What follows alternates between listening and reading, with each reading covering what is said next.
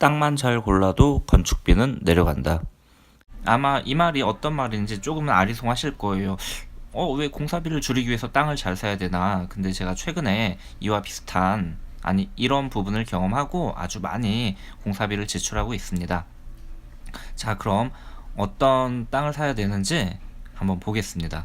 일단 전원주택을 짓기 위해서는 땅이 있어야 되기 때문에 땅을 사는 건데요. 그 땅도 경사도가 있냐 아니면 경사도가 없는 평지냐에 따라서 아주 많은 공사비의 차이가 발생합니다.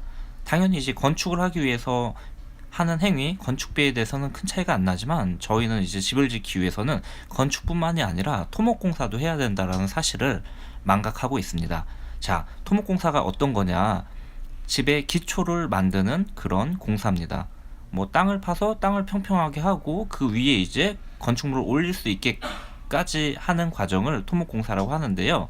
자, 그럼 보겠습니다. 토목공사를 할 때 평평한 땅 같은 경우에는 저희가 흔히 알고 있는 지식대로 행하면 됩니다. 포크레인 하나를 불러서 땅을 평평하게 한 다음에 집을 지을 수 있는 터전만 마련하면은 평평한 땅은 이제 토목공사가 끝난다라고 생각을 하시면 되고요. 하지만 저와 같이 이제 경사도가 있는 땅을 구매하신 분들 같은 경우에는 땅을 먼저 이제 평평하게 만들어야 되는 부분이 있는데 위쪽과 아래쪽 높이가 틀린 부분을 감안하기 위해서는 옹벽이라는 거를 이제 올려야 돼요. 그 옹벽을 올리기 위해서는 총 3가지 방법이 있더라고요. 자연석을 이용하는 것, 그리고 보강토 옹벽을 만드는 방법, 그리고 3번째 콘크리트 철근 옹벽을 만드는 방법, 이렇게 3가지가 있는데요.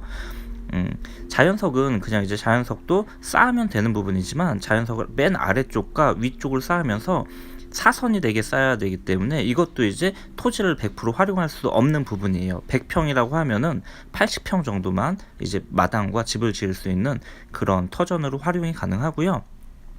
보강토로 옹벽을 쌓는다라고 하면은 보강토는 이 지역 특성상 3m까지는 일자로 쌓을 수가 있어요. 하지만 3m를 쌓고 내가 2m를 더 쌓는다라고 할 경우에는 3m를 쌓은 시점에서 안쪽으로 1.5m가 들어오고 그리고 또 이제 2m를 쌓아야 되는 이런 불편함이 있습니다. 불편함뿐만이 아니라 이것도 당연히 이제 전체 면적에서 1.5m씩 안쪽으로 이제 들어가기 때문에 땅을 100% 활용할 수 있는 부분은 아니고요.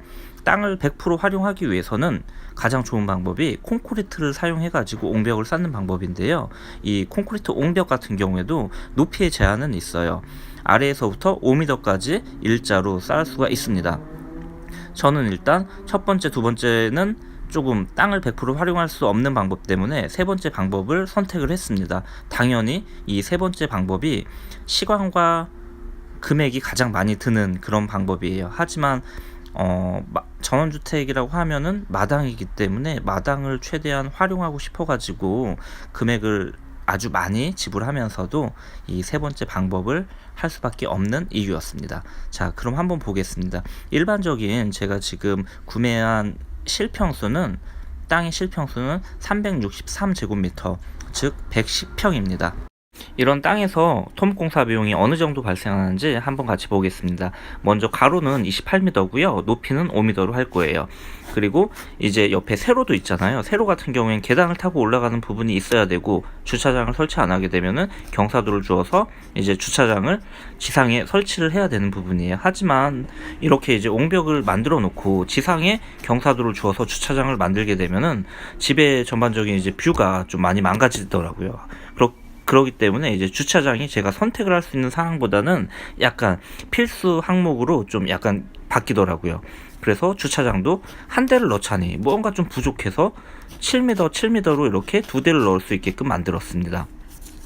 그리고 주차장을 만들고 나니까 땅을 안쪽으로 조금 더 파갖고 창고도 만들 수가 있더라고요. 근데 이 부분을 이제 토목공사 하시는 사장님께서 말씀을 해주시니까 이 토목공사를 하면서 나중에는 절대 만들 수가 없는 부분이기 때문에 하는 김에 만들자라고 생각을 해서 또 2m, 4m를 창고로 또 제가 제작을 했어요. 그래서 총 이제 계약 금액은 좀 많이 나왔지만 여기에서 최종적으로 저도 깎고 해서 8,350만원에 계약을 했습니다. 근데 이 부분은 또 아무래도 이제 옹벽을 높이 싸다 보니까 흙이 그 누르는 이제 힘이 있을 거 아니에요. 그 힘을 버티기 위해서 철근도 조금 더 이제 두꺼운 철근이 들어가야 하더라고요. 하지만 이제 여기에서 끝나지 않는다라는 사실이 더욱 놀랐습니다. 왜냐면은 옹벽을 쌓고 집터를 잘 만들었기 때문에 나중에 이제 집을 짓는 과정에서도 분명히 문제가 발생하더라고요. 어떤 문제가 발생하는지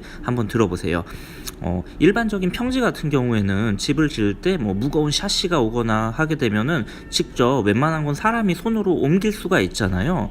하지만 지금 이렇게 옹벽을 쌓은 성 같은 부분에서는 뭐든지 웬만한 무거운 제품은 다 기중기 크레인을 사용해서 건축을 행하기 위해서 위치까지 이동을 시켜야 된다라는 부분이죠. 사람이 할 수도 있어요. 계단을 시멘트를 메고 올라다닐 수도 있겠지만 그렇게 하기 위해서는 오전에는 거의 다 뭐 전문 용어로 이제 까대기라고 하죠. 아래에서부터 짐을 다 위쪽으로 올려야 되는데 이러다 보면은 작업하시는 분들의 일의 능률도 안 오를 거예요. 왜냐면 오전에 이미 본인이 하루 종일 쓸 체력을 다 썼기 때문에. 즉 아무래도 이제 중장비 비용이 상대적으로 많이 발생할 수밖에 없는 이유예요. 아시다시피 중장비라는 게 아주 비싸기 때문에 건축비 또한 그만큼 이제 많이 올라간다라고 생각을 하시면 될 것 같습니다. 뭐 이렇게 비용이 많이 발생해 라고 생각하시는 분들은 제가 전 영상에 토목 과정을 이제 쭉 풀로 올려놓은 게 있거든요. 한 달 반 정도가 걸렸어요. 그 과정을 한번 보시면은 비용이 많이 어느 정도 발생할 수밖에 없구나 라고 이해하는데 도움이 될 것 같습니다.